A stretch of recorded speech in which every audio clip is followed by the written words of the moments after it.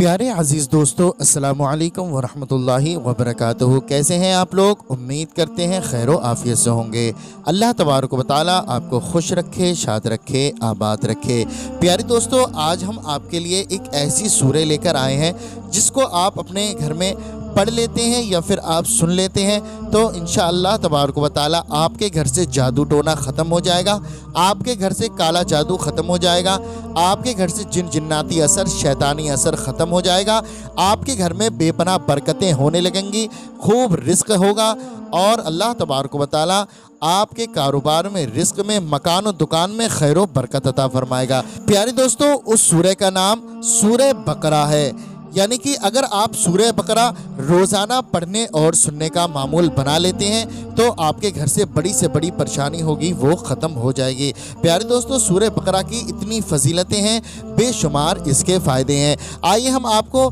सुनाने से पहले चंद फजीलतें सूरह बकरा की आपको बता देते हैं। ध्यान से आप लोग ज़रूर सुने और इस सूरह बकरा को आखिर तक ज़रूर सुने। इस सूरत में 40 रुकू और 286 आयतें हैं। अहदीस में इस सूरत के बेशुमार फ़ज़ाइल बयान किए गए हैं। उनमें से 5 फ़ज़ाइल हम आपको बताते हैं, आप गौर से सुने। नंबर 1, हज़रत अबू उमामा बाहिली रज़ियल्लाहु ताला अन्हो से रिवायत है कि नबी करीम सल्लल्लाहु ताला अलैहि वसल्लम ने इरशाद फरमाया, कुरान पाक की तिलावत किया करो क्योंकि वो क़यामत के दिन अपनी तिलावत करने वालों की शफाअत करेगा।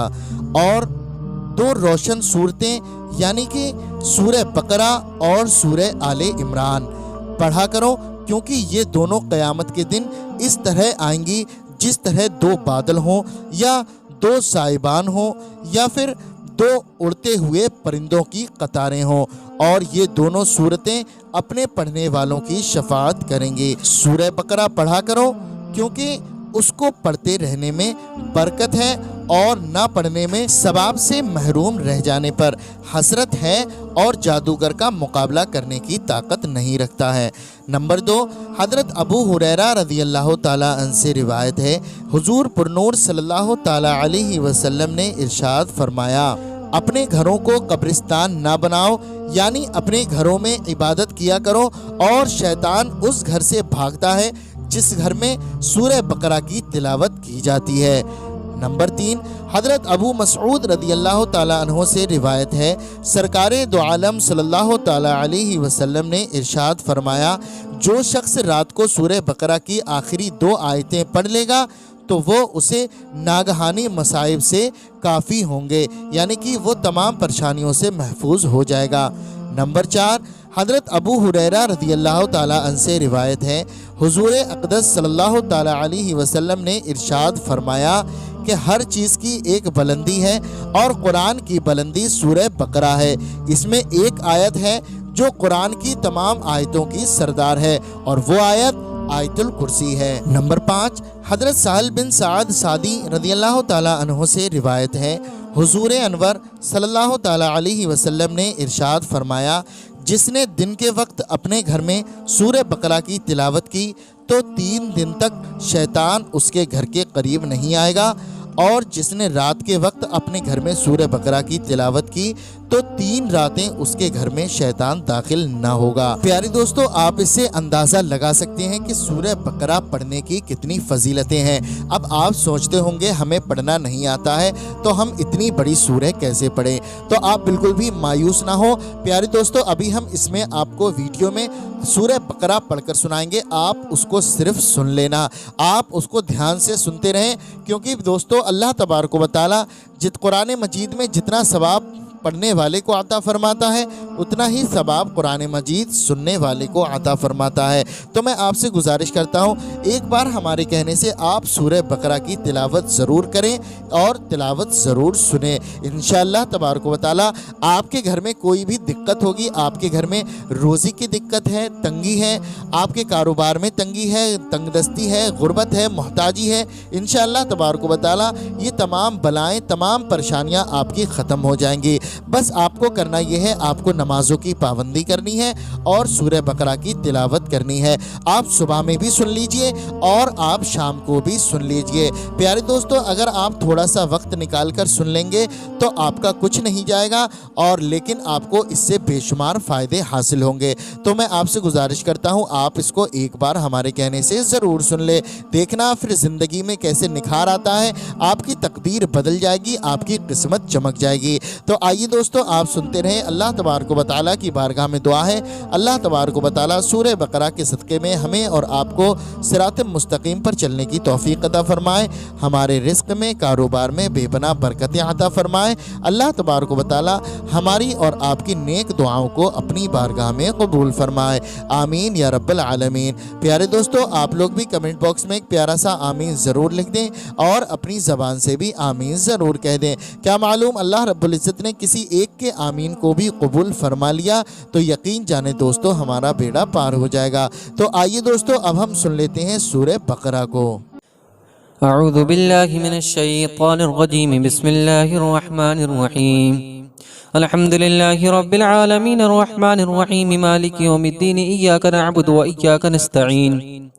इहदिनस सिरातल मुस्तकीम, सिरातल लज़ीना अनअमत अलैहिम, गैरिल मग़दूबि अलैहिम वलद्दाल्लीन। बिस्मिल्लाहिर रहमानिर रहीम। अलिफ लाम मीम, ज़ालिकल किताबु ला रैब फ़ीहि, हुदल लिल मुत्तक़ीन अल्लज़ीना युमिनूना बिल गैबि व युक़ीमूनस सलाता व मिम्मा रज़क़नाहुम युनफ़िक़ून, वल्लज़ीना युमिनून बिमा उन्ज़िला इलैका वमा उन्ज़िला मिन क़ब्लिक वबिल-आख़िरति हुम यूक़िनून, उलाइका अला हुदम मिन रब्बिहिम व उलाइका हुमुल मुफ़्लिहून। इन्नल्लज़ीना कफ़रू सवाउन अलैहिम अअन्ज़रतहुम अम लम तुन्ज़िरहुम ला युमिनून, ख़तमल्लाहु अला क़ुलूबिहिम व अला समइहिम व अला अबसारिहिम ग़िशावा व लहुम अज़ाबुन अज़ीम। व मिनन्नासि मन यक़ूलु आमन्ना बिल्लाहि व बिल यौमिल आख़िरि व मा हुम बिमुमिनीन, युख़ादिऊन अल्लाह वल्लज़ीना आमनू व मा यख़दऊन इल्ला अन्फुसहुम व मा यशዑरून, फ़ी क़ुलूबिहिम मरदुन फ़ज़ादहुमुल्लाहु मरदा व लहुम अज़ाबुन अलीमुन बिमा कानू यकदिबून। व इज़ा क़ील लहुम ला तुफ़सिदू फ़िल अर्ज़ि क़ालू इन्नमा नहनु मुस्लिहून, अला इन्नहुम हुमुल मुफ़सिदून वलाकिन ला यशዑरून। व इज़ा क़ील लहुम आमिनू कमा आमना अन्नासु क़ालू अनुमिनु कमा आमना अस्सुफ़हाअ, अला इन्नहुम हुमुस सुफ़हाअ वलाकिन ला यअलमून। व इज़ा लक़ुल लज़ीना आमनू क़ालू आमन्ना व इज़ा ख़लू इला शयातीनिहिम क़ालू इन्ना मअकुम इन्नमा नहनु मुस्तहज़िऊन, अल्लाहु यस्तहज़िउ बिहिम व यमुद्दुहुम फ़ी तुग़यानिहिम यअमहून।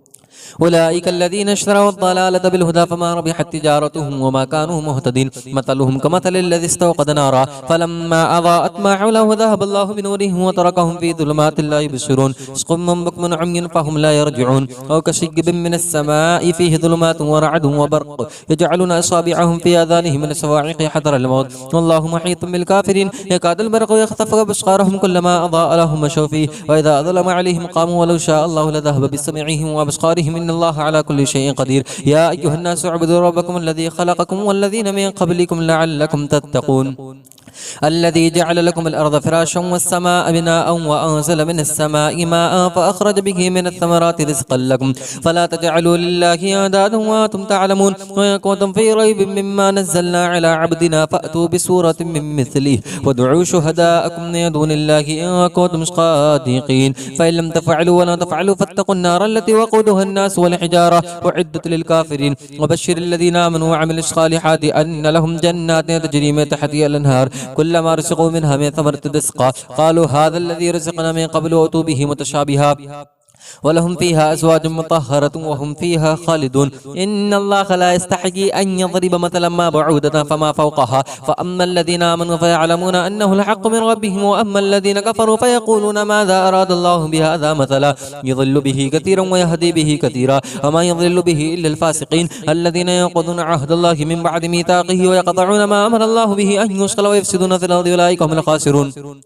كيف تكفرون بالله وكنتم أمواتا فأحياكم ثم يميتكم ثم يحييكم ثم إليه ترجعون. هو الذي خلق لكم ما في الأرض جميعا ثم استوى إلى السماء فسواهن 7 سماوات وهو بكل شيء عليم. وإذا قال ربك للملائكة إني جاعل في الأرض خليفة قالوا أتجعل فيها من يفسد فيها ويسفك الدماء ونحن نسبح بحمدك ونقدس لك قال إني أعلم ما لا تعلمون. وعلم آدم الأسماء كلها ثم عرضهم على الملائكة فقال أنبئوني بأسماء هؤلاء إن كنتم صادقين.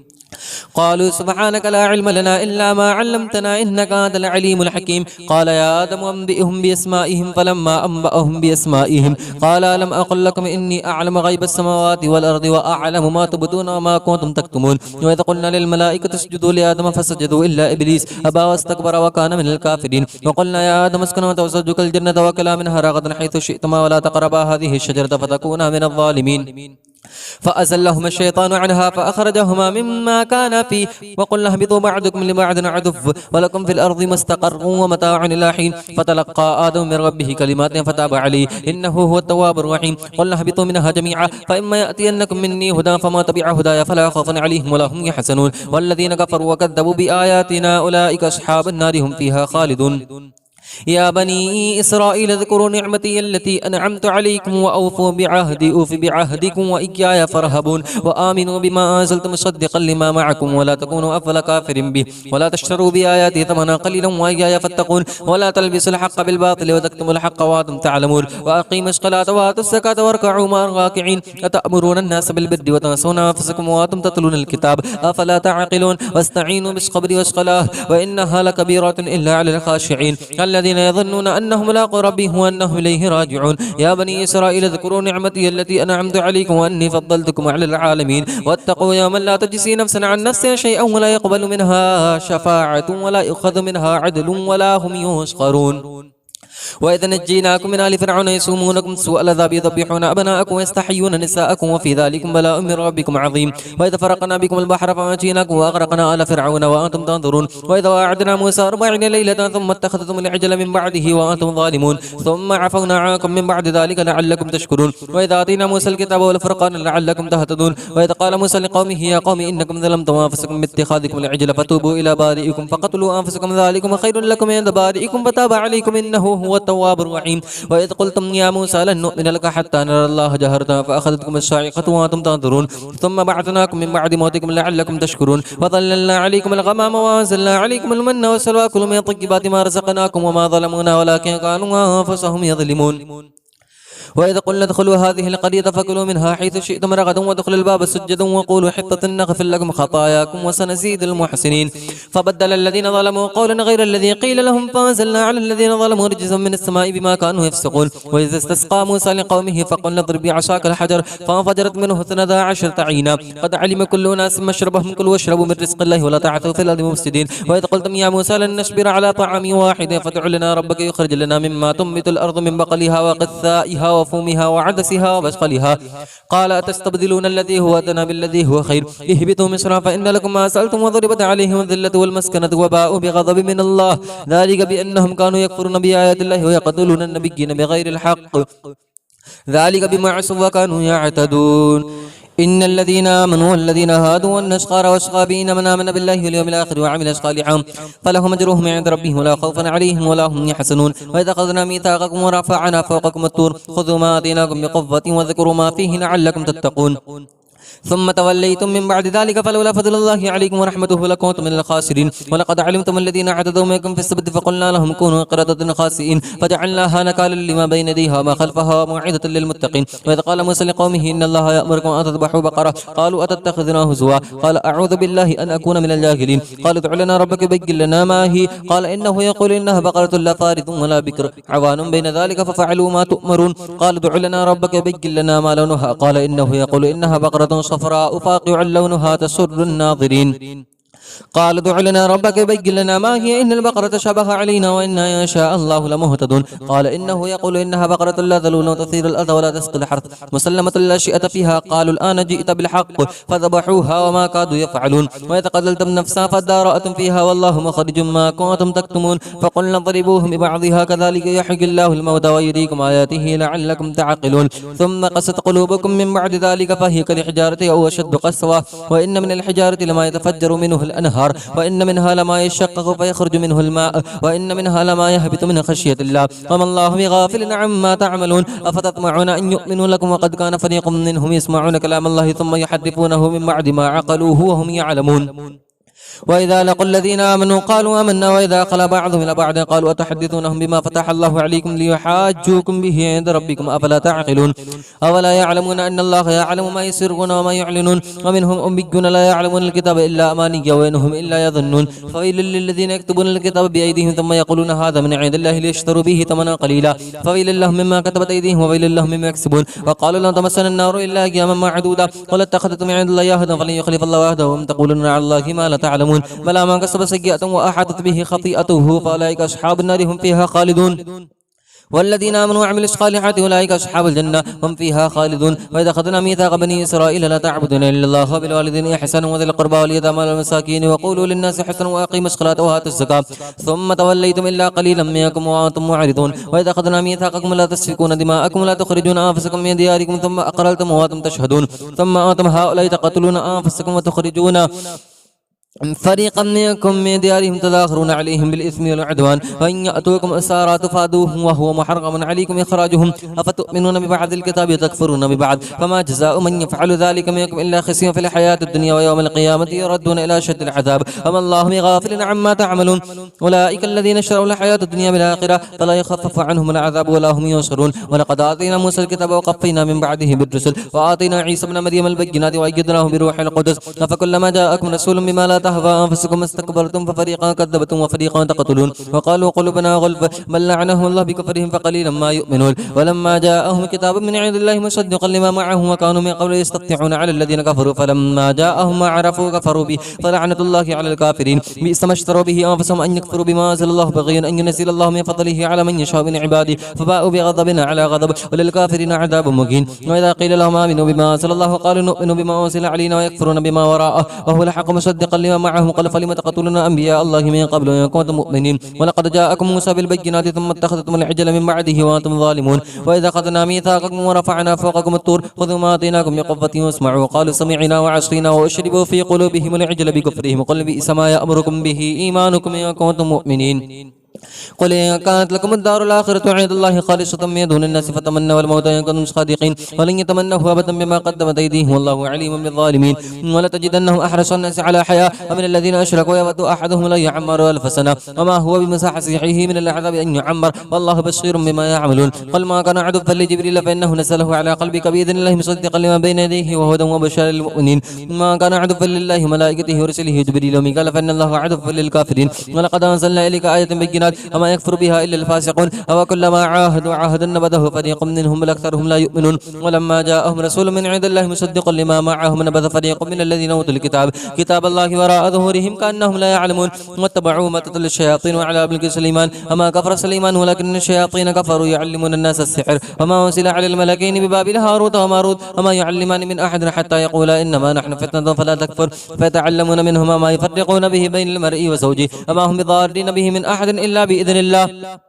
ويتعلمون ما يضرهم ولا ينفعهم ولقد علموا لمن اشتراه ما له في الآخرة من خلاق ولبئس ما شروا به أنفسهم لو كانوا يعلمون ولو أنهم آمنوا واتقوا لمثوبة من عند الله خير لو كانوا يعلمون يا أيها الذين آمنوا لا تقولوا راعينا وقولوا انظرنا واسمعوا للكافرين عذاب أليم ما يود الذين كفروا من أهل الكتاب والمشركين أن ينزل عليكم من خير من ربكم والله يختص برحمته من يشاء والله ذو الفضل العظيم ما ننسخ من آية وننسها نأتي بخير منها ومثلها ألم تعلم أن الله على كل شيء قدير ألم تعلم أن الله له ملك السماوات والأرض وما لكم من دون الله من ولي ولا نصير أم تريدون أن تسألوا رسولكم كما سئل موسى من قبل ومن يتبدل الكفر بالإيمان فقد ضل سواء السبيل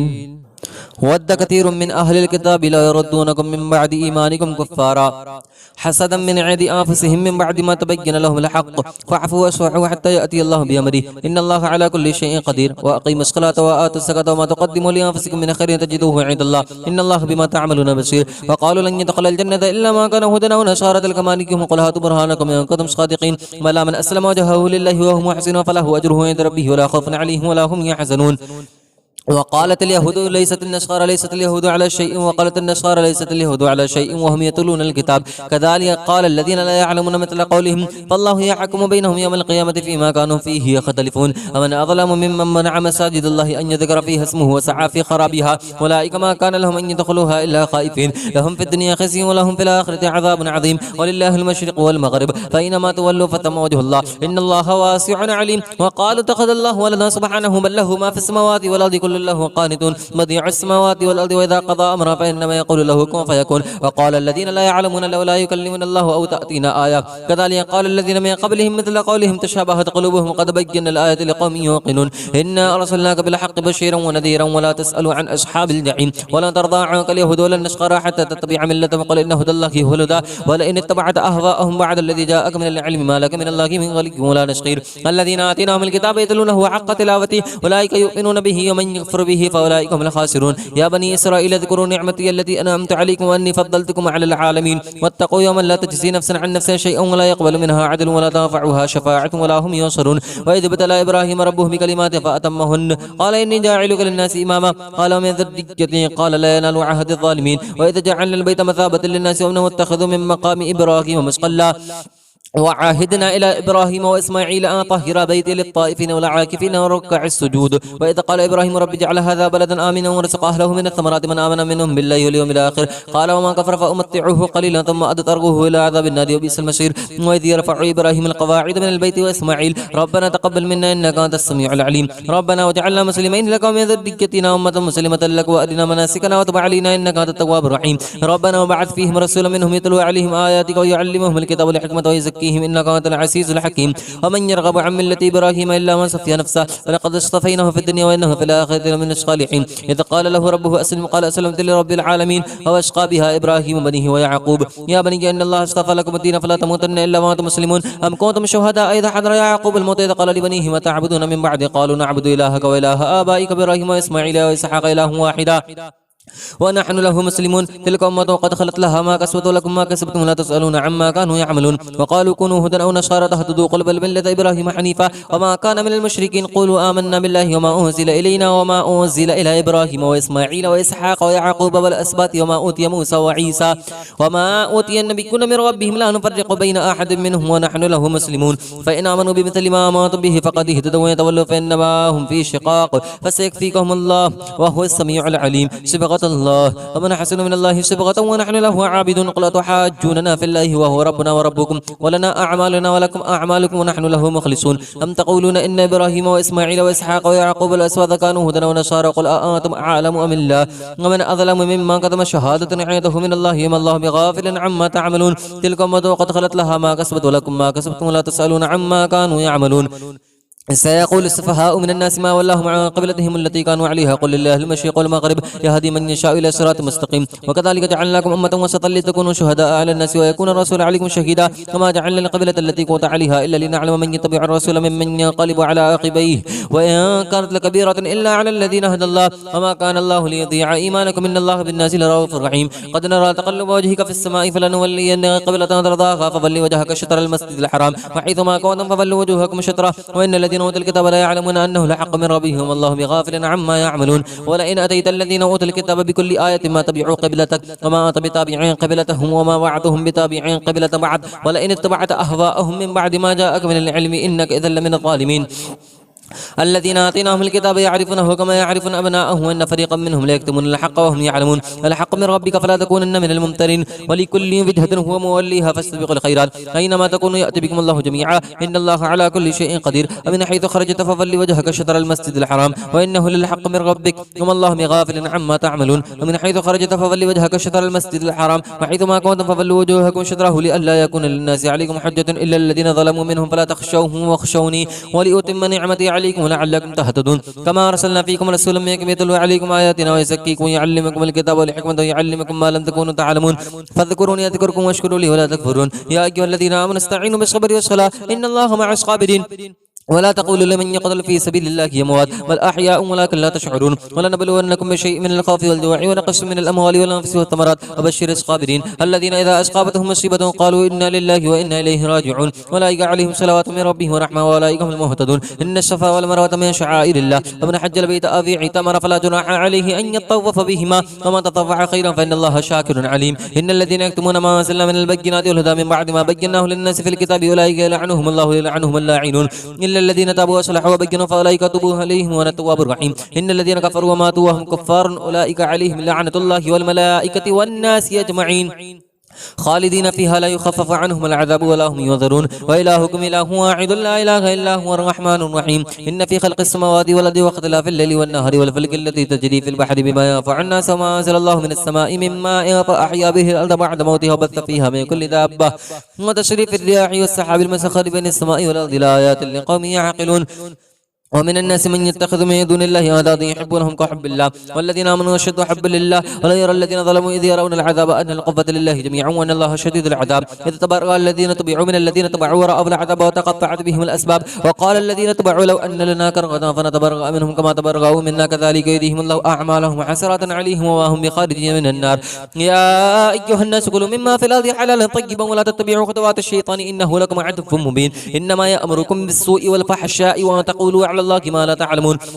وإذا قيل لهم اتبعوا ما أنزل الله قالوا بل نتبع ما ألفينا عليه آباءنا فلو كان آباؤهم لا يعقلون شيئا ولا يهتدون ومثل الذين كفروا كمثل الذي ينعق بما لا يسمع إلا دعاء ونداء صم بكم عمي فهم لا يعقلون يا أيها الذين آمنوا كلوا من طيبات ما رزقناكم واشكروا لله إن كنتم إياه تعبدون إنما حرم عليكم الميتة والدم ولحم الخنزير وما أهل به لغير الله فمن اضطر غير باغ ولا عاد فلا إثم عليه إن الله غفور رحيم إن الذين يكتمون ما أنزل الله من الكتاب يشترون به ثمنا قليلا أولئك ما يأكلون في بطونهم إلا النار ولا يكلمهم الله يوم القيامة ولا يزكيهم ولهم عذاب أليم أولئك الذين اشتروا الضلالة بالهدى ولا عذاب بالمغفرة وما أصبرهم على النار ذلك بأن الله نزل الكتاب بالحق وإن الذين اختلفوا في الكتاب لفي شقاق بعيد ليس البر أن تولوا وجوهكم قبل المشرق والمغرب ولكن البر من آمن بالله واليوم الآخر والملائكة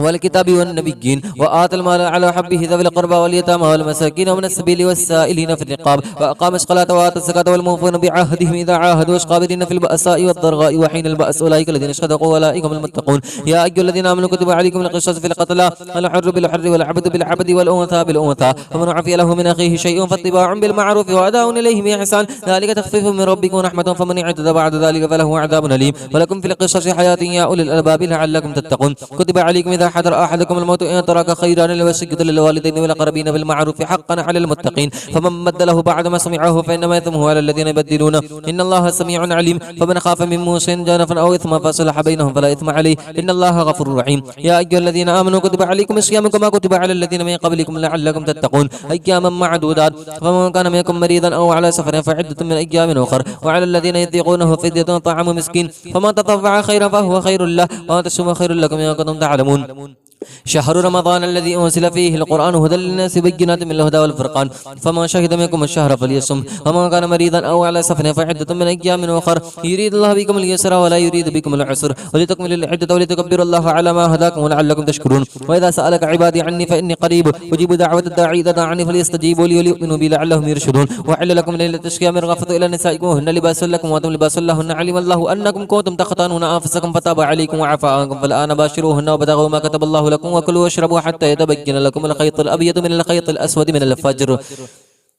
ثم أتموا الصيام إلى الليل ولا تباشروهن وأنتم عاكفون في المساجد تلك حدود الله فلا تقربوها كذلك يبين الله آياته للناس لعلهم يتقون ولا تأكلوا أموالكم بينكم بالباطل وتدلوا بها إلى الحكام لتأكلوا فريقا من أموال الناس بالإثم وأنتم تعلمون يسألونك عن الأهلة قل هي مواقيت للناس والحج وليس البر بها تأتي البيوت من ظهورها ولكن البر من اتقى وأتوا البيوت من أبوابها واتقوا الله لعلكم تفلحون وقاتلوا في سبيل الله الذين يقاتلونكم ولا تعتدوا إن الله لا يحب المعتدين وقتلوهم حيث ثقفتموه واخرجوهم من حيث اخرجوكم الفتنة اشد من القتل ولا تقاتلوهم عند المسجد الحرام حتى يقاتلوكم فيه فان قاتلوكم فقتلوهم كذلك جزاء الكافرين فإن ينتهوا فإن الله غفور رحيم وقاتلوهم حتى لا تكون فتنة ويكون الدين لله فإن ينتهوا فلا عدوان إلا على الظالمين الشهر الحرام بالشهر الحرام والحرمات قصاص فمن اعتدى عليكم فاعتدوا عليه بمثل ما اعتدى عليكم واتقوا الله واعلموا أن الله مع المتقين وافقوا في سبيل الله ولا تلقوا بأيديكم إلى التهلكة واحسنوا إن الله يحب المحسنين وأتموا الحج والعمرة لله فإن حصرتم فما استيسر من الهدي ولا تحلقوا رؤوسكم حتى يبلغ الهدي محله ومن كان منكم مريضا أو به أذى من رأسه ففدية من صيام أو صدقة أو نسك فإذا أمنتم فما تمتع بالعمرة إلى الحج فما استيسر من الهدي فمن لم يجد فصيام 3 أيام في الحج و7 إذا رجعتم تلك 10 كاملة ذلك لمن لم يكن أهله حاضر المسجد الحرام. واتقوا الله واعلموا أن الله شديد العقاب. الحج أشهر معلومات فما فرض فيهن الحج فلا رفث ولا فسوق ولا جدال في الحج وما تفعلوا من خير يعلمه الله وتزودوا فإن خير الزاد التقوى واتقون يا أولي الألباب. ليس عليكم جناح أن تبتغوا فضلا من ربكم فإذا أفضتم من عرفات فاذكروا الله عند المشعر الحرام واذكروه كما هداكم وإن كنتم من قبله لمن الضالين. ثم أفيضوا من حيث أفاض الناس واستغفروا الله إن الله غفور رحيم. فإذا قضيتم مناسككم فاذكروا الله كذكركم آباءكم أو أشد ذكرا. فمن الناس من يقول ربنا آتنا في الدنيا وما له في الآخرة من خلاق ومنهم من يقول ربنا آتنا في الدنيا حسنة وفي الآخرة حسنة وقنا عذاب النار أولئك لهم نصيب مما كسبوا والله سريع الحساب. واذكروا الله في أيام معدودات فما تعجل في يوم فلا إثم عليه وما تأخر فلا إثم عليه لمن اتقى واتقوا الله واعلموا أنكم إليه تحشرون. ومن الناس من يعجب قوله في الحياة الدنيا ويشهد الله على ما في قلبه وهو لد الخشام وإذا تولى سعى في الأرض ليفسد فيها ويهلك الحرث والنسل والله لا يحب الفساد. وإذا قيل له اتق الله أخذته العزة بالإثم فحسبه جهنم ولبئس المهاد. ومن الناس من يشري نفسه ابتغاء مرضات الله والله رؤوف بالعباد. يا أيها الذين آمنوا ادخلوا في السلم كافة ولا تتبعوا خطوات الشيطان إنه لكم عدو مبين. فإن زللتم من بعد ما جاءتكم البينات فاعلموا أن الله عزيز حكيم. هل ينظرون إلا أن يأتيهم الله في ظلال من الغمام والملائكة وقضي الأمر وإلى الله ترجع الأمور. سل بني إسرائيل كما آتيناهم من آية بينة ومن يبدل نعمة الله من بعد ما جاءته فإن الله شديد العقاب. زين للذين كفروا الحياة الدنيا يسخرون من الذين آمنوا والذين اتقوا فوقهم يوم القيامة والله يرزق من يشاء بغير حساب. كان الناس أمة واحدة فبعث الله النبيين مبشرين ومنذرين وأنزل معهم الكتاب بالحق ليحكم بين الناس فيما اختلفوا فيه وما اختلف فيه إلا الذين أوتوه من بعد ما جاءتهم البينات بغيا بينهم فهدى الله الذين آمنوا لما اختلفوا فيه من الحق بإذنه والله يهدي من يشاء إلى صراط مستقيم. أما حسبتم أن تدخلوا الجنة ولما يأتيكم مثل الذين خلوا من قبلكم مستهم البأساء والضراء وزلزلوا حتى يقول الرسول والذين آمنوا معه متى نصر الله ألا إن نصر الله قريب. يسألونك ماذا ينفقون قل ما أنفقتم من خير فللوالدين والأقربين واليتامى والمساكين ومن السبيل وما تفعلوا من خير فإن الله به عليم. كتب عليكم القتال وهو كره لكم وعسى أن تكرهوا شيئا وهو خير لكم وعسى أن تحبوا شيئا وهو شر لكم الله يعلم وأنتم لا تعلمون. يسألونك عن الشهر الحرام قتال فيه قل قتال فيه كبير واشقد عن سبيل الله وكفر به والمسجد الحرام وإخراج أهله منه أكبر عند الله والفتنة أكبر من القتل ولا يزالون يقاتلونكم حتى يردوكم عن دينكم إن استطاعوا ومن يرتد منكم عن دينه فيمت وهو كافر فأولئك حبطت أعمالهم في الدنيا والآخرة وأولئك أصحاب النار هم فيها خالدون. إن الذين آمنوا والذين هاجروا وجاهدوا في سبيل الله والذين أولئك يرجون رحمة الله والله غفور رحيم. يسألونك عن الخمر والميسر قل فيهما إثم كبير ومنافع للناس وإثمهما أكبر من نفعهما ويسألونك ماذا ينفقون قل العفو كذلك بين الله لكم الآيات لعلكم تتفكرون في الدنيا والآخرة. ويسألونك عن اليتامى قل إصلاح لهم خير إن تخلدوهم في إخوانكم والله يعلم المفسد من المصلح ولو شاء الله لأعانتكم إن الله عزيز حكيم. ولا تنكحوا المشركات حتى يؤمنوا ولا أمة مؤمنة خير من مشركة ولو أعجبتكم ولا تنكحوا المشركين حتى يؤمنوا ولا عبد مؤمن خير من مشرك ولو أعجبكم أولئك يدعون إلى النار والله يدعو إلى الجنة والمغفرة بإذنه ويبين آياته للناس لعلهم يتذكرون. ويسألونك عن المحيض قل هو أذى فاعتزلوا النساء في المحيض ولا تقربوهن حتى يطهرن فإذا تطهرن فأتوهن من حيث أمركم الله إن الله يحب التوابين ويحب المتطهرين. نساؤكم حرث لكم فأتوا حرثكم إن شئتم وقدموا لأنفسكم واتقوا الله واعلموا أنكم ملاقوه وبشر المؤمنين.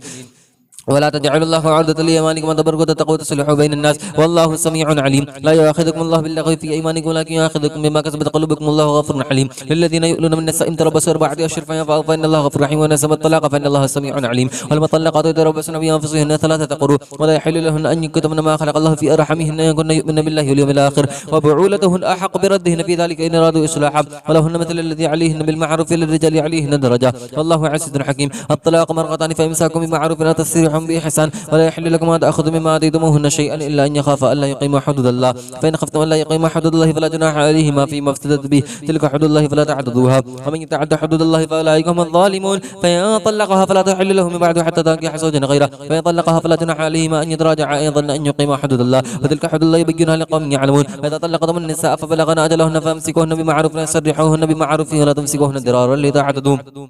ومن يفعل ذلك فقد ظلم نفسه. ولا تتخذوا آيات الله هزوا واذكروا نعمة الله عليكم وما أنزل عليكم من الكتاب والحكمة يعظكم به واتقوا الله واعلموا أن الله بكل شيء عليم. إذا طلقتم النساء فبلغن أجلهن فلا تعذلوهن أن ينكحن أزواجهن إذا تراضوا بينهم بالمعروف ذلك يعذ به من كان منكم يؤمن بالله واليوم الآخر ذلك مسكالكم وأطهر والله يعلم وأنتم لا تعلمون. والوالدات يرضعن أولادهن حولين كاملين لمن أراد أن يتم الرضاعة وعلى المولود له رزقهن وكسوتهن بالمعروف لا تكلف نفس إلا وسعها لا تضار والدة بولدها ولا مولود له بولده وعلى الوارث مثل ذلك فإن أراد فصالا أو تراض منهما وتشافي فلا جناح عليهما وإن أردتم أن تسترضعوا أولادكم فلا جناح عليكم إذا سلمتم ما آتيتم بالمعروف واتقوا الله واعلموا أن الله بما تعملون بصير والذين يتوفون منكم ويذرون أزواجا يتربصن بأنفسهن 4 أشهر و10 فإذا بلغن أجلهن فلا جناح عليكم فيما فعلن في أنفسهن بالمعروف والله بما تعملون خبير ولا جناح عليكم فيما عرضتم به من خطبة النساء أو كنتم في أنفسكم علم الله أنكم ستذكرونهن ولكن لا تواعدوهن سرا إلا أن تقولوا قولا معروفا ولا تعزموا عقدة النكاح حتى يبلغ الكتاب أجله واعلموا أن الله يعلم ما في أنفسكم فاحذروه واعلموا أن الله غفور حليم لا جناح عليكم إن طلقتم من النساء ما لم تمسوهن وتفرضوا لهن فريضة ومتعوهن على الموسع قدره والمقتر قدره متاعا بالمعروف حقا على المحسنين وإن طلقتموهن من قبل أن تمسوهن وقد فرضتم لهن فريضة فنصف ما فرضتم إلا أن يعفون يعفو عن الذي بيده عقدة النكاح وأن تعفوا أقرب للتقوى ولا تنسوا الفضل بينكم إن الله بما تعملون بصير حافظوا على الصلوات والصلاة الوسطى وقوموا لله قانتين فإن خفتم فرجالا أو ركبانا فإذا أمنتم فاذكروا الله كما علمكم ما لم تكونوا تعلمون والذين يتوفون منكم ويذرون أزواجا وصية لأزواجهم متاعا إلى الحول غير إخراج فإن خرجنا فلا جناح عليكم فيما فعلنا في أنفسهن من معروف والله عزيز حكيم وللمطلقات متاع بالمعروف حقا على المتقين كذلك بين الله لكم آياته لعلكم تعقلون ألم تر إلى الذين خرجوا من ديارهم وهم ألوف حذر الموت فقال لهم الله موتوا ثم أحياهم إن الله لذو فضل على الناس ولكن أكثر الناس لا يشكرون وقاتلوا في سبيل الله واعلموا أن الله سميع عليم وهذا الذي يقرض الله قرضا حسنا فيضاعفه له وله أضعاف كثيرة والله يقبض ويبسط إليه ترجعون ألم تر إلى الملأ من بني إسرائيل من بعد موسى إذ قالوا لنبي اللهم بعث لنا ملكا نقاتل في سبيل الله قال هل عسيتم أن كتب عليكم القتال ألا تقاتلوا قالوا وما لنا ألا نقاتل في سبيل الله وقد أخرجنا من ديارنا وأبنائنا فلما كتب عليهم القتال تولوا إلا قليلا منهم والله عليم بالظالمين وقال له نبيهم إن الله قد بعث لكم طالوت ملكا قالوا أن يكون له الملك علينا ونحن أحق بالملك منه ولم يؤت سعة من المال قال إن الله اصطفى عليكم زاده بسطة في العلم والجسم والله يؤتي ملكه من يشاء والله واسع عليم وقال لهم نبيهم إن آية ملكه أن يأتيكم التابوت فيه سكينة من ربكم وبقية مما ترك آل موسى وآل هارون تحمله الملائكة إن في ذلك لآية لكم إن كنتم مؤمنين فلما فصل طالوت بالجند قال إن الله مبتليكم بنهر فما شرب منه فليس مني ومن لم يطعمه فإنه مني إلا من اغترف غرفة بيده فشربوا منه إلا قليلا منهم فلما جاوزه هو والذين آمنوا معه قالوا لا طاقة لنا اليوم بجالوت وجنوده قال الذين يظنون أنهم لاقوا الله من فئة قليلة غلبت فئة كثيرة بإذن الله والله مع الصابرين ولما برزوا لجالوت وجنوده قالوا ربنا أفرغ علينا صبرا وتوفنا من المسلمين فهزموهم بإذن الله وقتل داود جالوت وآتاه الله الملك والحكمة وعلمه مما يشاء ولولا دفع الله الناس بعضهم ببعض لفسدت الأرض ولكن الله ذو فضل على العالمين تلك آيات الله نتلوها عليك بالحق وإنك لمن المرسلين تلك الرسل فضلنا بعضهم على بعض منهم ما كلم الله ورفع بعضهم درجات وآتينا عيسى بن مريم البينات وأيدناه بروح القدس ولو شاء الله ما قتل الذين من بعده من بعد ما جاءتهم البينات ولكن اختلفوا فمنهم من آمن ومنهم ما كفر ولو شاء الله ما قتلوا ولكن الله يفعل ما يريد يا أيها الذين آمنوا أنفقوا مما رزقناكم من قبل أن يأتي يوم لا بيع فيه ولا خلة ولا شفاعة والكافرون هم الظالمون الله لا إله إلا هو الحي القيوم لا تأخذه سنة ولا نوم له ما في السماوات وما في الأرض ما ذا الذي يشفع عنده إلا بإذنه يعلم ما بين أيديهم وما خلفهم لا يحيطون بشيء من علمه إلا بما شاء وسع كرسيه السماوات والأرض ولا يؤوده حفظهما وهو العلي العظيم لا إكراه في الدين قد تبين الرشد من الغي فمن يكفر بالطاغوت ويؤمن بالله فقد استمسك بالعروة الوثقى لا انفصام لها والله سميع عليم الله ولي الذين آمنوا يخرجهم من الظلمات إلى النور والذين كفروا أولياؤهم الطاغوت يخرجونهم من النور إلى الظلمات أولئك أصحاب النار هم فيها خالدون ألم تر إلى الذي حاج إبراهيم في ربه أن آتاه الله الملك إذ قال إبراهيم ربي الذي يحيي ويميت قال أنا أحيي وأميت قال إبراهيم فإن الله يأتي بالشمس من المشرق فأت بها من المغرب فبهت الذي كفر والله لا يهدي القوم الظالمين أو كالذي مر على قرية وهي خافضة على عروشها قال أن يحيي هذه الله بعد موتها فأماته الله 100 عام ثم بعثه قال كم لبثت قال لبثت يوما أو بعد يوم قال بل لبثت 100 عام فانظر إلى طعامك وشرابك لم يتسنه وانظر إلى حمارك ولنجعلك آية للناس وانظر إلى العظام كيف ننشزها ثم نكسوها لحما فلما تبين له قال أعلم أن الله على كل شيء قدير وإذ قال إبراهيم ربي أرني كيف تحيي الموتى قال أظلم تؤمن قال بلى ولكن ليطمئن قلبي قال فقد أربعة من الطير فصرهن فاحشرهن إليك ثم اجعل على كل جبل منهن جزعا ثم ادعوهن يأتينك سعيا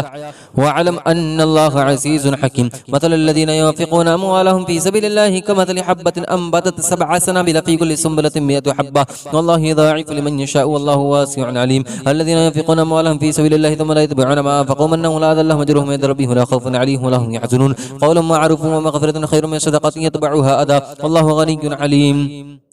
يا أيها الذين آمنوا لا تبطلوا صدقاتكم بالمن والأذى كالذي ينفق ماله رياء الناس ولا يؤمن بالله واليوم الآخر فمثله كمثل صفوان عليه تراب فأصابه وابل فتركه سلدا لا يقدرون على شيء مما كسبوا والله لا يهدي القوم الكافرين ومثل الذين ينفقون أموالهم ابتغاء مرضات الله وتثبيتا من أنفسهم كمثل جنة بربوات أصابها وابل فآتت أكلها ضعفين فلم يصبها وابل فطل والله بما تعملون بشير أيود أحدكم أن تكون له جنة من نخيل وأعنب تجري من تحتها الأنهار له فيها من كل الثمرات فأصابه الكبر وله ذرية ضعفاء فأصابها في عصار فيه نار فحرقت كذلك بين الله لكم الآيات لعلكم تتفكرون يا أيها الذين آمنوا أنفقوا من طيبات ما كسبتم ومما أخرجنا لكم من الأرض ولا تيمموا الخبيث منه تنفقون ولستم بآخذه إلا تغمضوا فيه واعلموا أن الله غني حميد الشيطان يعدكم الفقر ويأمركم بالفحشاء والله يعدكم مغفرة منه وفضلا والله واسع عليم يؤتي الحكمة من يشاء ومن يؤتي الحكمة فقد أوتي خيرا كثيرا وما يذكر إلا أولي الألباب وما أنفقتم من نفقة أو نذرتم من نذر فإن الله يعلم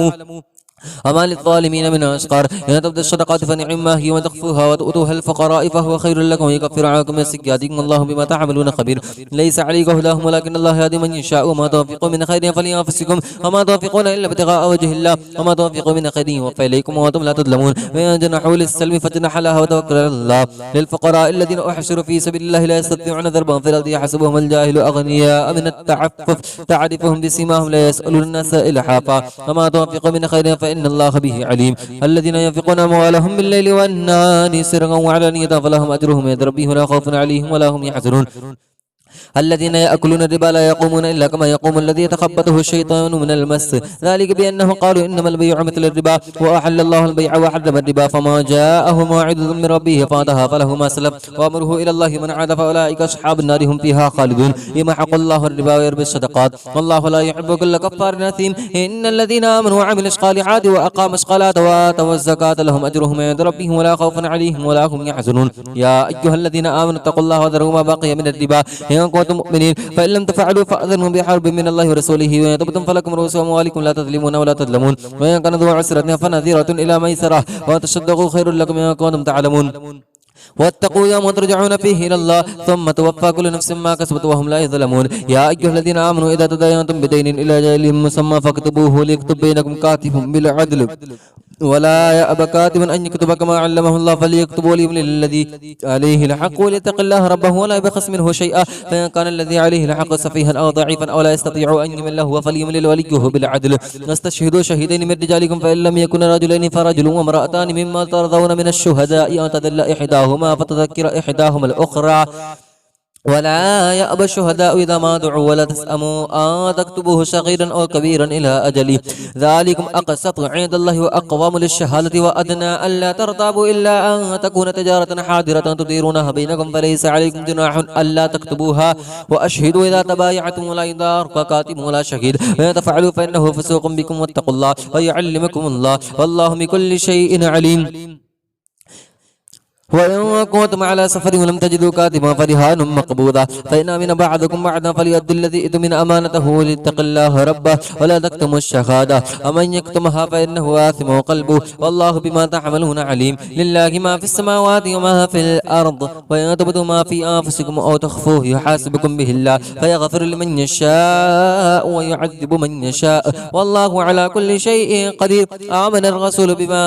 أنزل إليه من ربه والمؤمنون كل آمن بالله وملائكته وكتبه ورسله لا نفرق بين أحد من رسله وقال سمعنا وأطعنا غفرانك ربنا وإليك المصير لا يكلف الله نفسا إلا وسعها لها ما كسبت وعليها ما اكتسبت ربنا لا تؤاخذنا إن نسينا وخطأنا ربنا ولا تحمل علينا إصرا كما حملته على الذين من قبلنا ربنا ولا تحملنا ما لا طاقة لنا به واعف عنا واغفر لنا فارحمنا أنت مولانا فانصرنا على القوم الكافرين. بسم الله الرحمن الرحيم. الحمد لله رب العالمين الرحمن الرحيم مالك يوم الدين إياك نعبد وإياك نستعين اهدنا الصراط المستقيم صراط الذين أنعمت عليهم غير المغضوب عليهم ولا الضالين. بسم الله الرحمن الرحيم. ألف لام ميم ذلك الكتاب لا ريب فيه هدى للمتقين الذين يؤمنون بالغيب ويقيمون الصلاة ومما رزقناهم ينفقون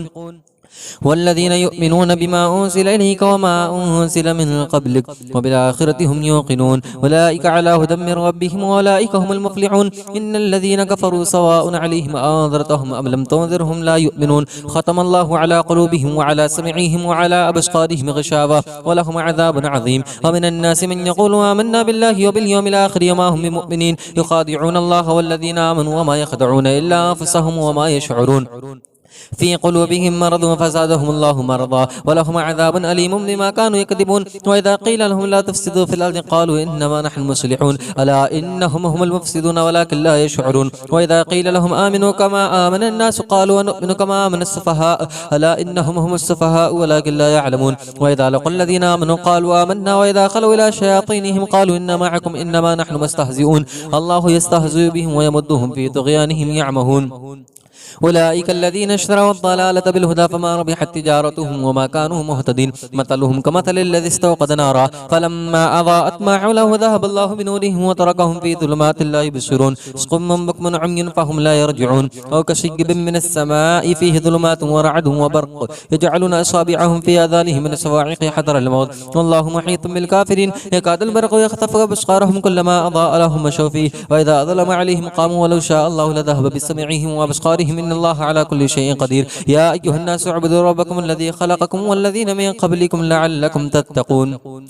الذي جعل لكم الأرض فراشا والسماء بناء وأنزل من السماء ماء فأخرج به من الثمرات رزقا لكم فلا تجعلوا لله أندادا وأنتم تعلمون. وإن كنتم في ريب مما نزلنا على عبدنا فأتوا بسورة من مثله وادعوا شهداءكم من دون الله إن كنتم صادقين فإن لم تفعلوا ولا تفعلوا فاتقوا النار التي وقودها الناس والحجارة وعدت للكافرين. وبشر الذين آمنوا وعملوا الصالحات أن لهم جنات تجري من تحتها الأنهار كلما رزقوا منها من ثمرة رزقا قالوا هذا الذي رزقنا من قبل وأتوا به متشابها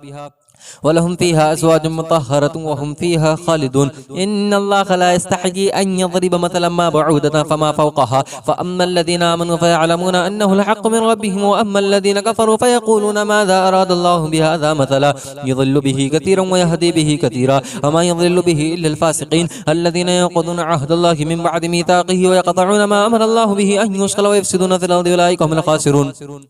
كيف تكفرون بالله وكنتم أمواتا فأحياكم ثم يميتكم ثم يحييكم ثم إليه ترجعون. هو الذي خلق لكم ما في الأرض جميعا ثم استوى إلى السماء فسواهن 7 سماوات وهو بكل شيء عليم. وإذا قال ربك للملائكة إني جاعل في الأرض خليفة قالوا أتجعل فيها من يفسد فيها ويسفك الدماء ونحن نسبح بحمدك ونقدس لك قال إني أعلم ما لا تعلمون. وعلم آدم الأسماء كلها ثم عرضهم على الملائكة فقال أنبئوني بأسماء هؤلاء إن كنتم صادقين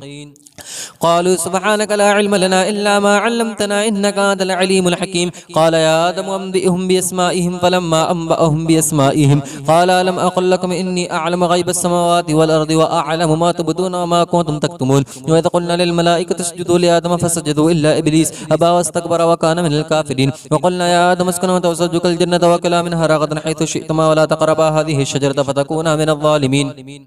فأزلهما الشيطان عنها فأخرجهما مما كان فيه وقلنا اهبطوا بعضكم لبعض عدو ولكم في الأرض مستقر ومتاع إلى حين. فتلقى آدم من ربه كلمات فتاب عليه إنه هو التواب الرحيم. قلنا اهبطوا منها جميعا فإما يأتينكم مني هدى فما تبع هدايا فلا خوف عليهم ولا هم يحزنون. والذين كفروا وكذبوا بآياتنا أولئك أصحاب النار هم فيها خالدون.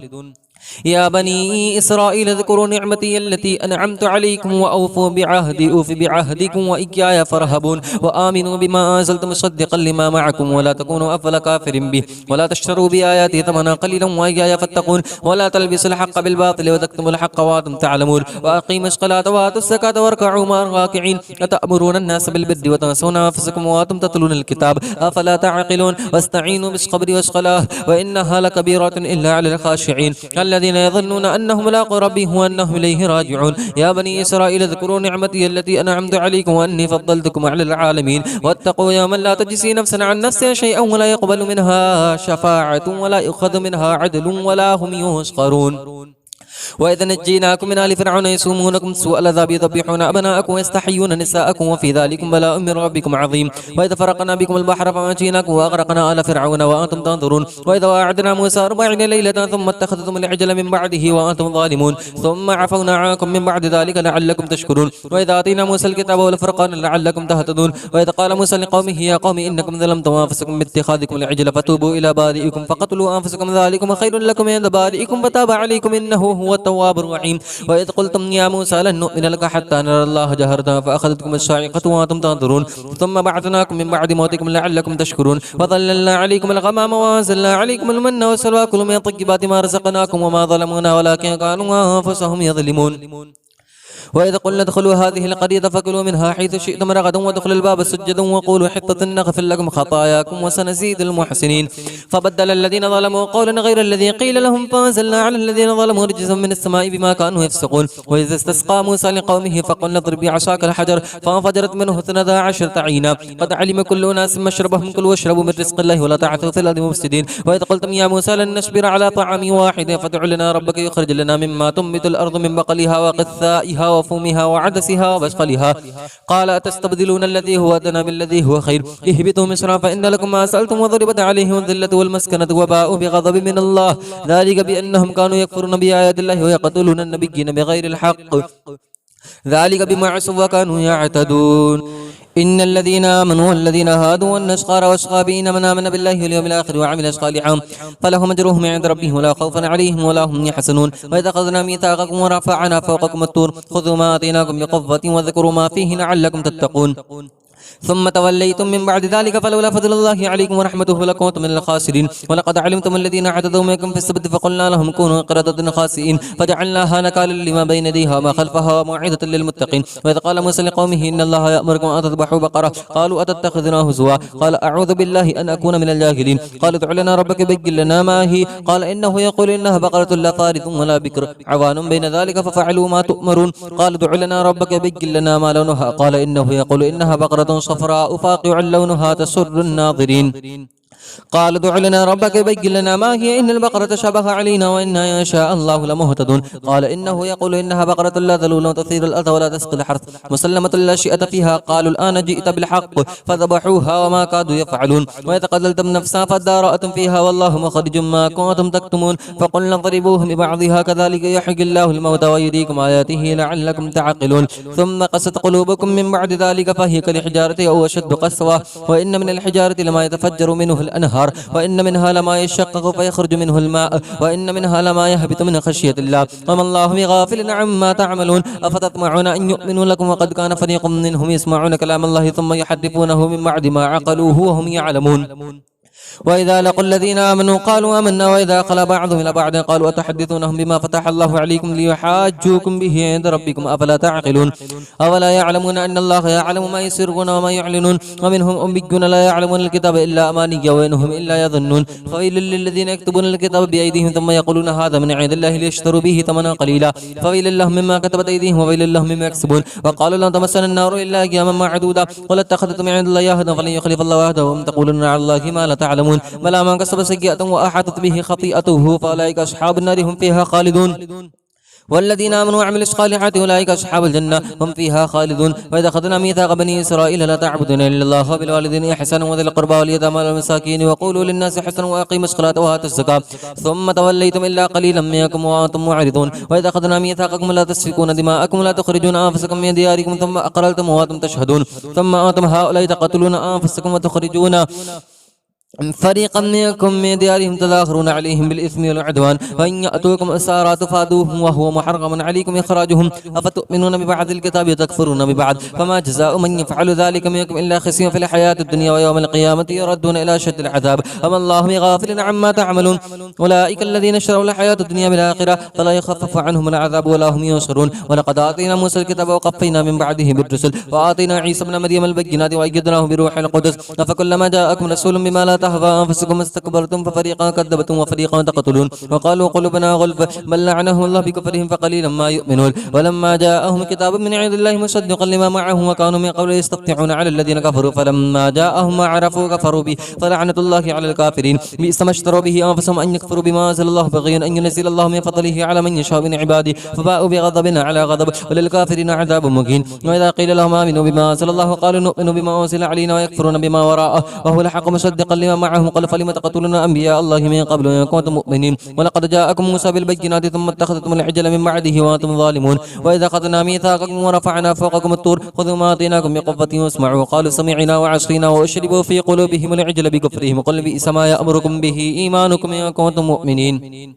قل إن كانت لكم الدار الآخرة عند الله خالصة من دون الناس فتمنوا الموت إن كنتم صادقين ولن يتمنوه أبدا بما قدمت أيديهم والله عليم بالظالمين ولتجدنهم أحرص الناس على حياة ومن الذين أشركوا يود أحدهم لن يعمر 1000 سنة وما هو بمزحزحه من العذاب أن يعمر والله بصير بما يعملون قل ما كان عدوا لجبريل فإنه نزله على قلبك بإذن الله مصدقا لما بين يديه وهدى وبشرى للمؤمنين ما كان عدوا لله وملائكته ورسله جبريل وميكال فإن الله عدو للكافرين ولقد أنزلنا إليك آية بينات وما يكفر بها إلا الفاسقون أو كلما عاهدوا عهدا نبذه فريق منهم بل أكثرهم لا يؤمنون ولما جاءهم رسول من عند الله مصدقا لما معهم نبذ فريق من الذين أوتوا الكتاب كتاب الله وراء ظهورهم كأنهم لا يعلمون واتبعوا ما تتلو الشياطين على ملك سليمان وما كفر سليمان ولكن الشياطين كفروا يعلمون الناس السحر وما أنزل على الملكين ببابل هاروت وماروت وما يعلمان من أحد حتى يقولا إنما نحن فتنة فلا تكفر فيتعلمون منهما ما يفرقون به بين المرء وزوجه وما هم بضارين به من أحد إلا بإذن الله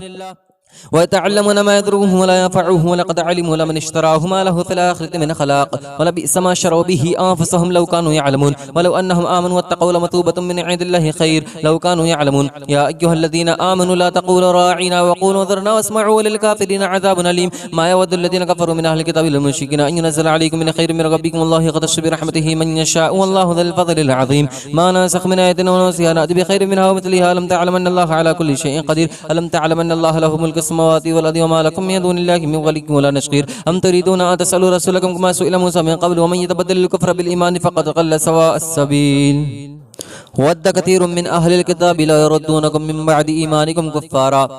حسدا من عند أنفسهم من بعد ما تبين لهم الحق فاعفوا واصفحوا حتى يأتي الله بأمره إن الله على كل شيء قدير وأقيموا الصلاة وآتوا الزكاة وما تقدموا لأنفسكم من خير تجدوه عند الله إن الله بما تعملون بصير وقالوا لن يدخل الجنة إلا ما كان هدى أو نصارى تلك أمانيكم قل هاتوا برهانكم إن كنتم صادقين بلى من أسلم وجهه لله وهو محسن فله أجره عند ربه ولا خوف عليهم ولا هم يحزنون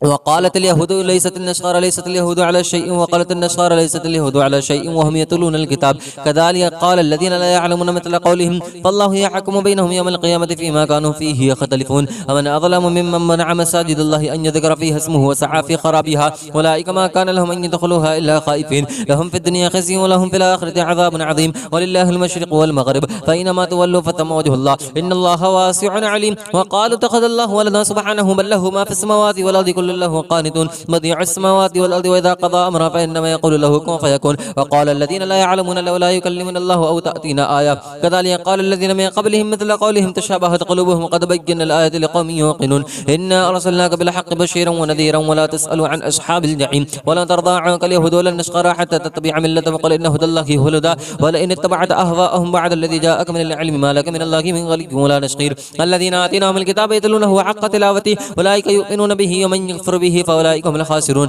يا بني إسرائيل اذكروا نعمتي التي أنعمت عليكم وأني فضلتكم على العالمين واتقوا يوما لا تجزي نفس عن نفس شيئا ولا يقبل منها عدل ولا تنفعها شفاعة ولا هم ينصرون وإذ ابتلى إبراهيم ربه بكلمات فأتمهن قال إني جاعلك للناس إماما قال ومن ذريتي قال لا ينال عهد الظالمين وإذ جعلنا البيت مثابة للناس وأمنا واتخذوا من مقام إبراهيم مصلى وعاهدنا إلى إبراهيم وإسماعيل أن طهر بيتي للطائفين والعاكفين وركع السجود. وإذ قال إبراهيم رب اجعل هذا بلدا آمنا وارزق أهله من الثمرات من آمن منهم بالله واليوم الآخر قال وما كفر فأمتعه قليلا ثم أضطره إلى عذاب النار وبئس المصير. وإذ يرفع إبراهيم القواعد من البيت وإسماعيل ربنا تقبل منا إنك أنت السميع العليم ربنا واجعلنا مسلمين لك ومن ذريتنا أمة مسلمة لك وأرنا مناسكنا وتب علينا إنك أنت التواب الرحيم ربنا وبعث فيهم رسولا منهم يتلو عليهم آياتك ويعلمهم الكتاب والحكمة ويزكيهم إنك أنت العزيز الحكيم. ومن يرغب عن ملة إبراهيم إلا من صفي نفسه فلقد اصطفيناه في الدنيا وإنه في الآخرة لمن الصالحين. إذ قال له ربه أسلم قال أسلمت لرب العالمين وأشقى بها إبراهيم بنيه ويعقوب يا بني إن الله اصطفى لكم الدين فلا تموتن إلا وأنتم مسلمون. أم كنتم شهداء إذ حضر يعقوب الموت إذ قال لبنيه ما تعبدون من بعد قالوا نعبد إلهك وإله آبائك إبراهيم وإسماعيل وإسحاق إله واحدا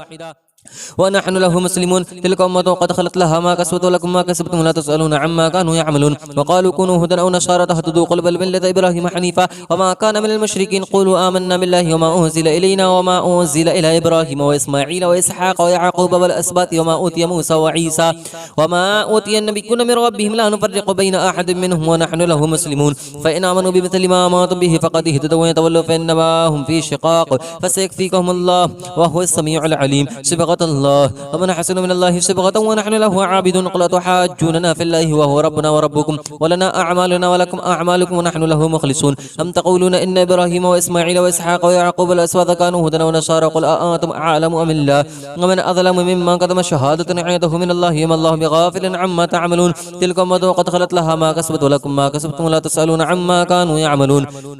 سيقول السفهاء من الناس ما ولاهم عن قبلتهم التي كانوا عليها قل لله المشرق والمغرب يهدي من يشاء الى صراط مستقيم. وكذلك جعلناكم امه وسطا لتكونوا شهداء على الناس ويكون الرسول عليكم شهيدا وما جعلنا القبلة التي كنت عليها الا لنعلم من يتبع الرسول ممن ينقلب على عقبيه وان كانت لكبيرة الا على الذين هدى الله وما كان الله ليضيع ايمانكم ان الله بالناس لرؤوف رحيم. قد نرى تقلب وجهك في السماء فلنولينك قبلة ترضاها فول وجهك شطر المسجد الحرام وحيثما كنتم فولوا وجوهكم شطره وان الذين اوتوا الكتاب لا يعلمون انه لحق من ربهم والله بغافل عما يعملون. ولئن اتيت الذين اوتوا الكتاب بكل آية ما تبعوا قبلتك وما انت بتابع قبلتهم وما بعضهم بتابع قبلة بعض ولئن اتبعت اهواءهم من بعد ما جاءك من العلم انك اذا لمن الظالمين.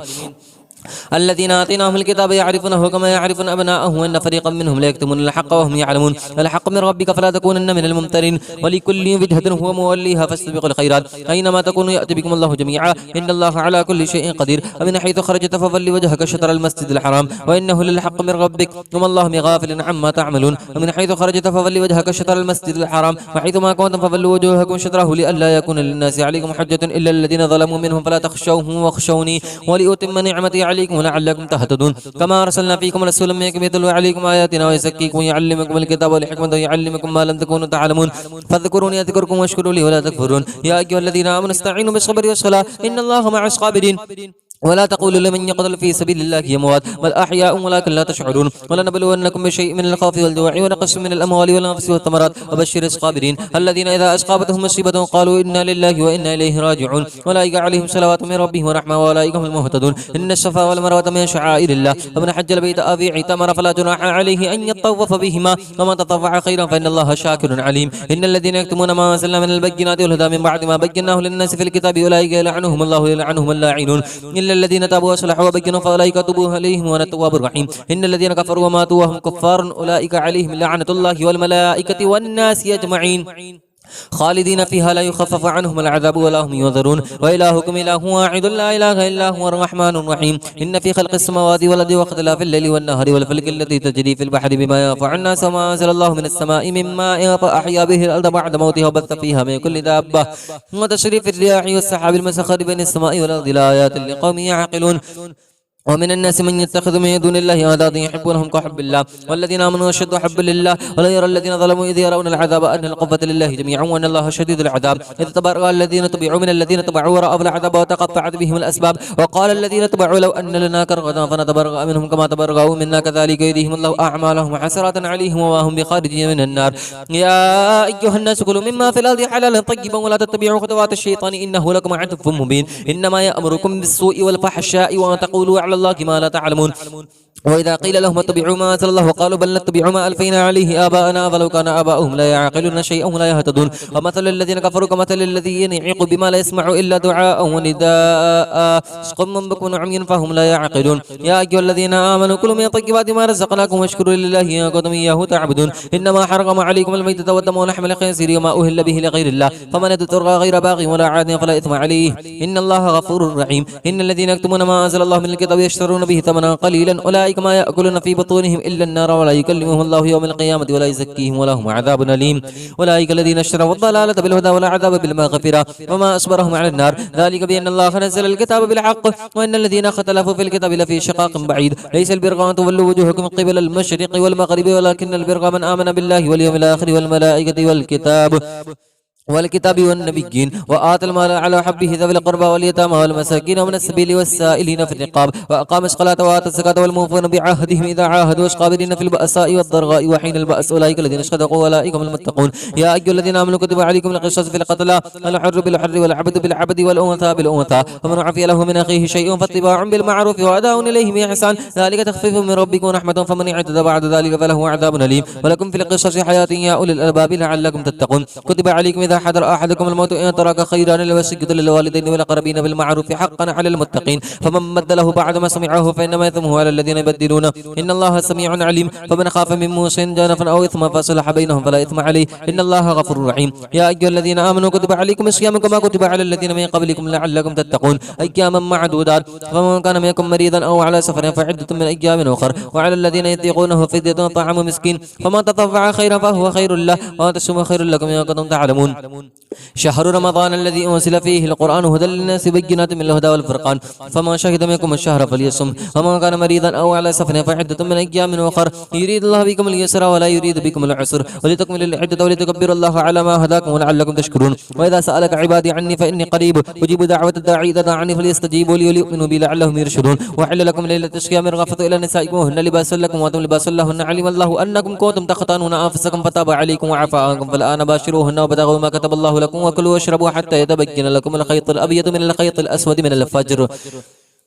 ثم أتموا الصيام إلى الليل ولا تباشروهن وأنتم عاكفون في المساجد تلك حدود الله فلا تقربوها كذلك يبين الله آياته للناس لعلهم يتقون ولا تأكلوا أموالكم بينكم بالباطل وتدلوا بها إلى الحكام لتأكلوا فريقا من أموال الناس بالإثم وأنتم تعلمون يسألونك عن الأهلة قل هي مواقيت للناس والحج وليس البر بأن تأتوا البيوت من ظهورها ولكن البر من اتقى وأتوا البيوت من أبوابها واتقوا الله لعلكم تفلحون وقاتلوا في سبيل الله الذين يقاتلونكم ولا تعتدوا إن الله لا يحب المعتدين وقتلوهم حيث ثقفتموه واخرجوهم من حيث اخرجوكم الفتنة اشد من القتل ولا تقاتلوهم عند المسجد الحرام حتى يقاتلوكم فيه فان قاتلوكم فقتلوهم كذلك جزاء الكافرين فان ينتهوا فان الله غفور رحيم وقاتلوهم حتى لا تكون فتنة ويكون الدين لله فان ينتهوا فلا عدوان الا على الظالمين الشهر الحرام بالشهر الحرام والحرمات قصاص فمن اعتدى عليكم فاعتدوا عليه بمثل ما اعتدى عليكم واتقوا الله واعلموا ان الله مع المتقين وانفقوا في سبيل الله ولا تلقوا بايديكم الى التهلكه واحسنوا ان الله يحب المحسنين واتموا الحج والعمرة لله فان حصرتم فما استيسر من الهدي ولا تحلقوا رؤوسكم حتى يبلغ الهدي محله ومن كان منكم مريضا او به اذى من راسه ففدية من صيام او صدقة او نسك فاذا امنتم فما تمتع بالعمرة الى الحج فما استيسر من الهدي فمن لم يجد فصيام 3 أيام في الحج وسبعة اذا رجعتم تلك 10 كاملة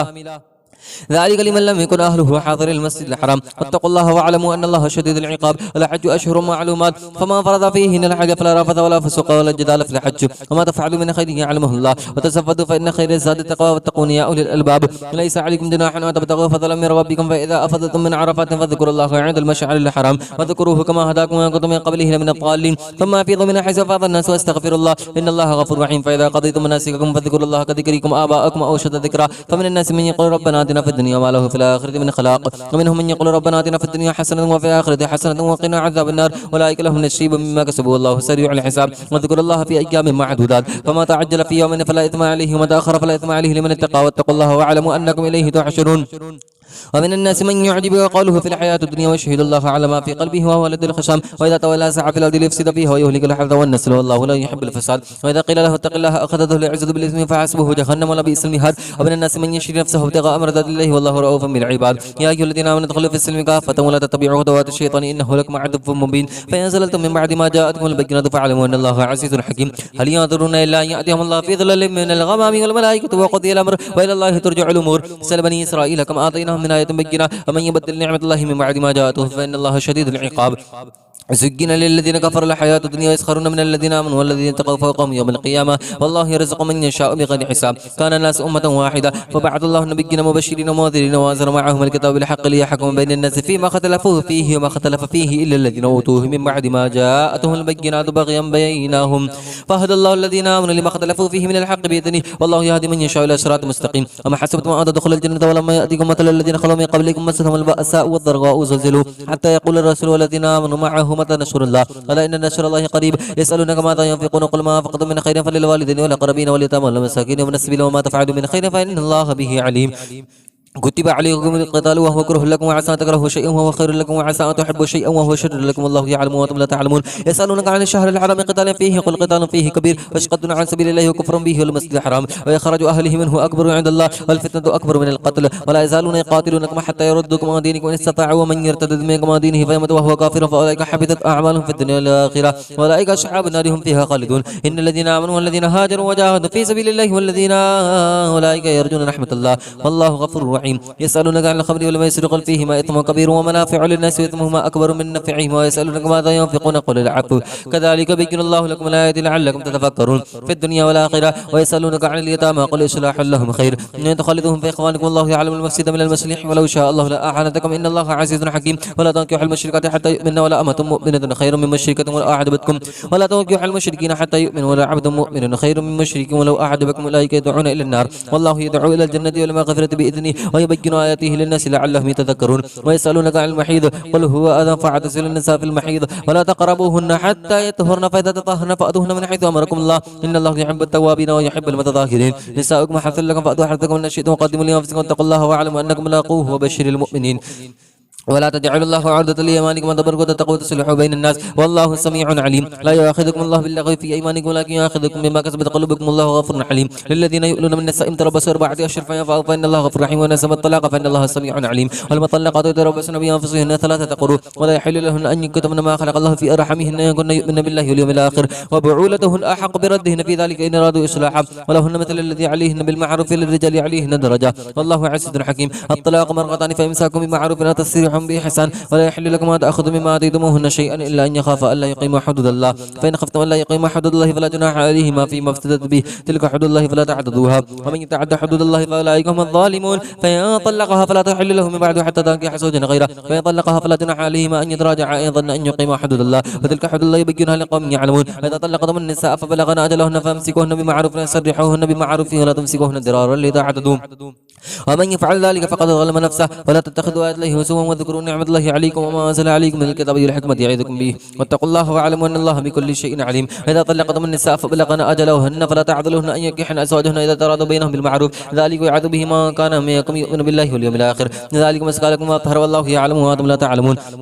والوالدات يرضعن أولادهن حولين كاملين لمن أراد أن يتم الرضاعة وعلى المولود له رزقهن وكسوتهن بالمعروف لا تكلف نفس إلا وسعها لا تضار والدة بولدها ولا مولود له بولده وعلى الوارث مثل ذلك فإن أراد فصالا أو تراض منهما وتشابه فلا جناح عليهما وإن أردتم أن تسترضعوا أولادكم فلا جناح عليكم إذا سلمتم ما آتيتم بالمعروف واتقوا الله واعلموا أن الله بما تعملون بصير والذين يتوفون منكم ويذرون أزواجا يتربصن بأنفسهن 4 أشهر و10 فإذا بلغن أجلهن فلا جناح عليكم فيما فعلن في أنفسهن بالمعروف والله بما تعملون خبير ولا جناح عليكم فيما عرضتم به من خطبة النساء أو أكرهتم في أنفسكم وعلم الله أنكم ستذكرونهن ولكن لا تواعدوهن سرا إلا تقولوا قولا معروفا ولا تعزموا عقدة النكاح حتى يبلغ الكتاب أجله واعلموا أن الله يعلم ما في أنفسكم فاحذروه واعلموا أن الله غفور حليم لا جناح عليكم إن طلقتم النساء ما لم تمسوهن وتفريضوا لهن فريضة ومتعوهن على الموسع قدره والمقتر قدره متاعا بالمعروف حقا على المحسنين وإن طلقتموهن من قبل أن تمسوهن وقد فرضتم لهن فريضة فنصف ما فرضتم إلا يعفون يعفو عن الذي بيده عقدة النكاح وأن تعفوا أقرب للتقوى ولا تنسوا الفضل بينكم إن الله بما تعملون بصير حافظوا على الصلوات والصلاة الوسطى وقوموا لله قانتين فإن خفتم فرجالا أو ركبانا فإذا أمنتم فاذكروا الله كما علمكم ما لم تكونوا تعلمون والذين يتوفون منكم ويذرون أزواجا وصية لأزواجهم متاعا إلى الحول غير إخراج فإن خرجنا فلا جناح عليكم فيما فعلنا في أنفسهن من معروف والله عزيز حكيم وللمطلقات متاع بالمعروف حقا على المتقين كذلك بين الله لكم آياته لعلكم تعقلون ألم تر إلى الذين خرجوا من ديارهم وهم ألوف حذر الموت فقال لهم الله موتوا ثم أحياهم إن الله لذو فضل على الناس ولكن أكثر الناس لا يشكرون وقاتلوا في سبيل الله واعلموا أن الله سميع عليم وهذا الذي يقرض الله قرضا حسنا فيضاعفه له وله أضعاف كثيرة والله يقبض ويبسط إليه ترجعون ألم تر إلى الملأ من بني إسرائيل من بعد موسى إذ قالوا لنبي اللهم بعث لنا ملكا نقاتل في سبيل الله قال هل عسيتم أن كتب عليكم القتال ألا تقاتلوا قالوا وما لنا ألا نقاتل في سبيل الله وقد أخرجنا من ديارنا وأبنائنا فلما كتب عليهم القتال تولوا إلا قليلا منهم والله عليم بالظالمين وقال له نبيهم إن الله قد بعث لكم طالوت ملكا قالوا أن يكون له الملك علينا ونحن أحق بالملك منه ولم يؤت سعة من المال قال إن الله اصطفى عليكم زاده بسطة في العلم والجسم والله يؤتي ملكه من يشاء والله واسع عليم وقال لهم نبيهم إن آية ملكه أن يأتيكم التابوت فيه سكينة من ربكم وبقية مما ترك آل موسى وآل هارون تحمله الملائكة إن في ذلك لآية لكم إن كنتم مؤمنين فلما فصل طالوت بالجنود قال إن الله مبتليكم بنهر فما شرب منه فليس مني ومن لم يطعمه فإنه مني إلا من اغترف غرفة بيده فشربوا منه إلا قليلا منهم فلما جاوزه هو والذين آمنوا معه قالوا لا طاقة لنا اليوم بجالوت وجنوده قال الذين يظنون أنهم لاقوا الله كم من فئة قليلة غلبت فئة كثيرة بإذن الله والله مع الصابرين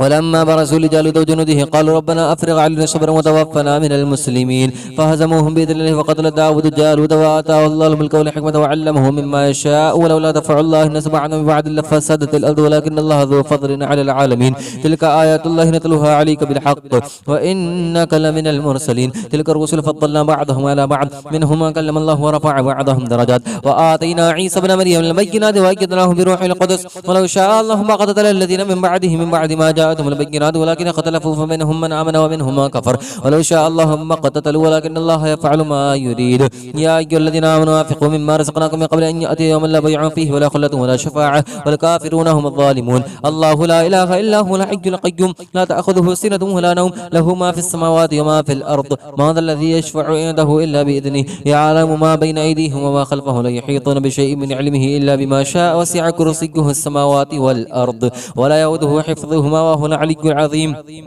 لا إكراه في الدين قد تبين الرشد من الغي فمن يكفر بالطاغوت ويؤمن بالله فقد استمسك بالعروة الوثقى لا انفصام لها والله سميع عليم الله ولي الذين آمنوا يخرجهم من الظلمات إلى النور والذين كفروا أولياؤهم الطاغوت يخرجونهم من النور إلى الظلمات أولئك أصحاب النار هم فيها خالدون ألم تر إلى الذي حاج إبراهيم في ربه أن آتاه الله الملك إذ قال إبراهيم ربي الذي يحيي ويميت قال أنا أحيي وأميت قال إبراهيم فإن الله يأتي بالشمس من المشرق فأت بها من المغرب فبهت الذي كفر والله لا يهدي القوم الظالمين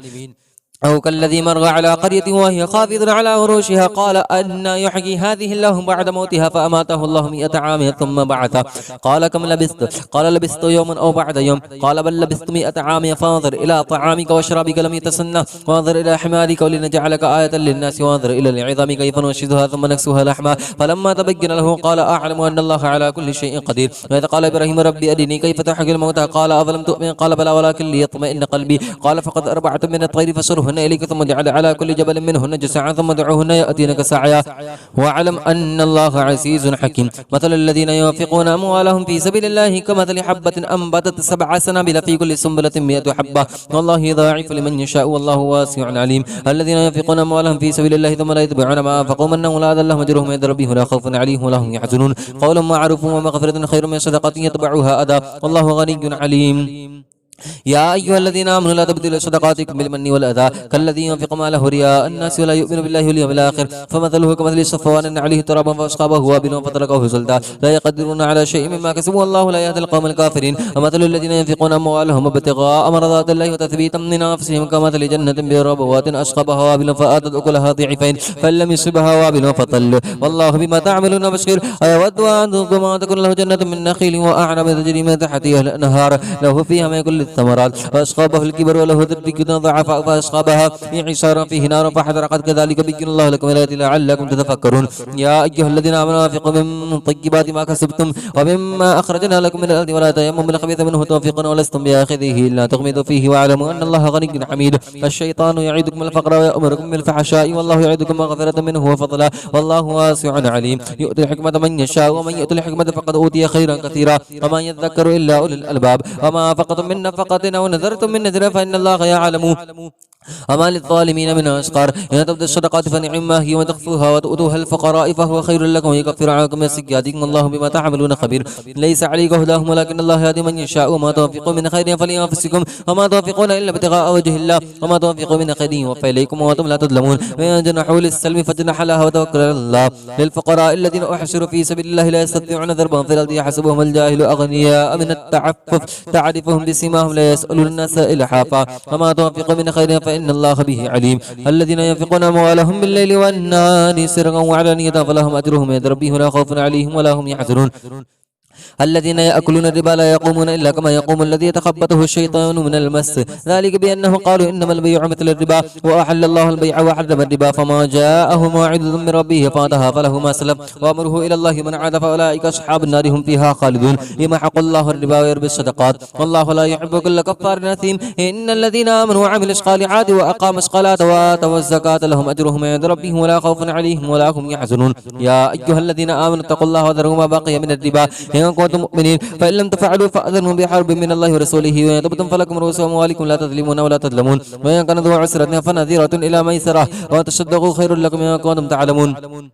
واتقوا يوما ترجعون فيه إلى الله ثم توفى كل نفس ما كسبت وهم لا يظلمون يا أيها الذين آمنوا إذا تداينتم بدين إلى أجل مسمى فاكتبوه ليكتب بينكم كاتب بالعدل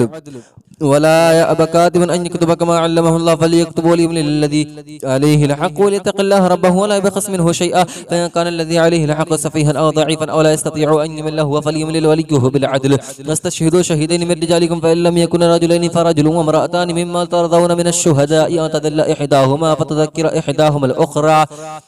ولا يأبى الشهداء إذا ما دعوا ولا تسأموا أن تكتبوه صغيرا أو كبيرا إلى أجله ذلكم أقسط عند الله وأقوام للشهادة وأدنى ألا ترتابوا إلا أن تكون تجارة حاضرة تديرونها بينكم فليس عليكم جناح ألا تكتبوها وأشهدوا إذا تبايعتم ولا يضار كاتب ولا شهيد وإن تفعلوا فإنه فسوق بكم واتقوا الله ويعلمكم الله والله بكل شيء عليم